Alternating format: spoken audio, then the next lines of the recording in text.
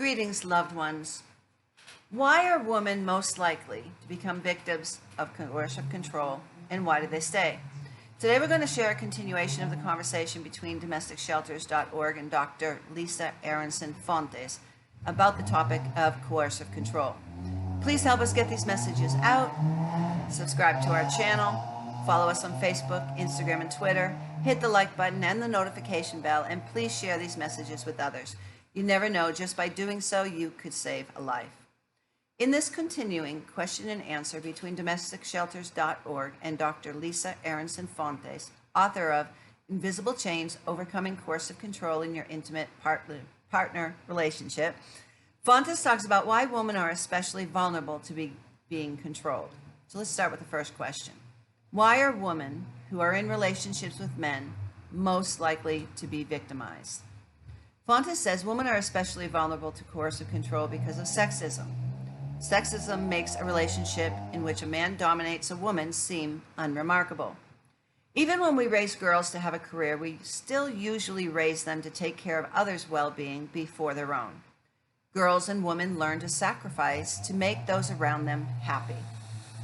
Society also tends to idealize romantic love as being the most important aspect of a woman's life. So you have a woman who aims to please and will do anything to make a relationship work.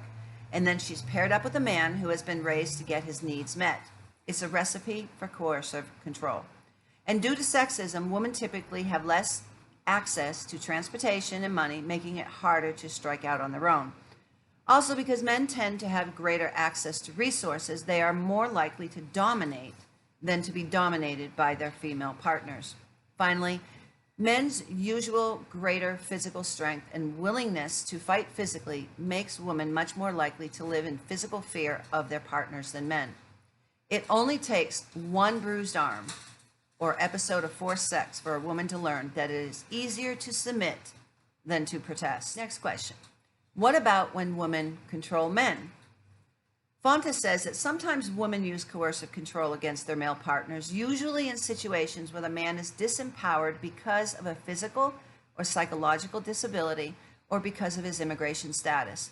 The little research that exists on coercive control seems to show that when men are dominated in a relationship like this, they have an easier time leaving. We don't hear about men being held captive by their wives or men being forced to wear certain clothes by their girlfriends. It rarely happens. And men might feel pushed around and unhappy in their relationships with women, but the degree of oppression is not the same. Does coercive control exist in same-sex?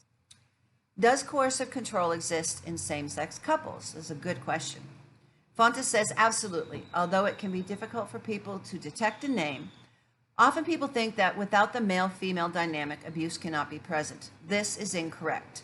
People in same-sex couples can be unusually isolated, especially if they are not out about their sexual orientation or if they are cut off from their families, which intensifies the possibility of domination.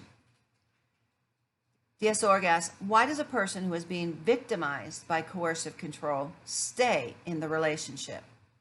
Fontes says that the victimized partner stays because she is trying to make her life better and keep herself and her children safe.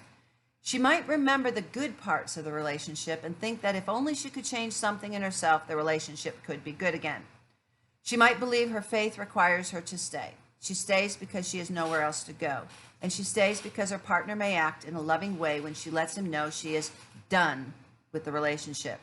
He deliberately traps her with acts of love. And she stays because she may feel threatened. Her partner has threatened to kill himself or kill her or take the children if she leaves. We know that women face the greatest risk when they leave an abusive partner. This is why safety planning with a domestic violence advocate is so important. Another important question is why he stays. Why would a man want to stay in a relationship where he is constantly jealous and frequently angry? Why would he want to stay with a woman who no longer wants to be with him? Frequently, an abusive man will stalk a woman even after she has done everything she can to sever the relationship. The term for this is persistent pursuit. When one partner pursues and stalks another after the other has made it clear they want the relationship to be over. This can be terrifying. Abusive and controlling men are so dependent on their intimate partners, they often believe they will die without them. With 1 in 3 women experiencing domestic violence worldwide, the question is not if you will encounter a victim of violence. The question before God is what will you do when you do encounter them. You could be the person who saves a life. We are all called to be champions for justice. Those who suffer violence need to know that those who love them and those who don't even know them will step out and reach out to them to give them the courage and the help they need to leave before it's too late. Help us get these messages out. Please subscribe to our channel. Follow us on Facebook, Instagram, and Twitter. Hit the like button and please share these messages with others. You never know, just by doing so, you could save a life. If you are a victim of violence, listen to me. You've been listening to lies for years and years, months and months. I want you to know the truth, the real truth. You are valued. You are loved. You are intelligent. You are beautiful. And God does not want you to suffer violence. He wants you to live free from violence and peace and tranquility. There is a way out, and it's not your fault. Abuse is not love. If someone says they love you and then they abuse you, they are lying to you. If you find yourself in a dangerous situation, please call 911 for help. And if you are a victim of violence, please reach out to somebody. Tomorrow, we're going to continue this discussion on coercive control and how anyone can fall victim to it. Until then, God bless you.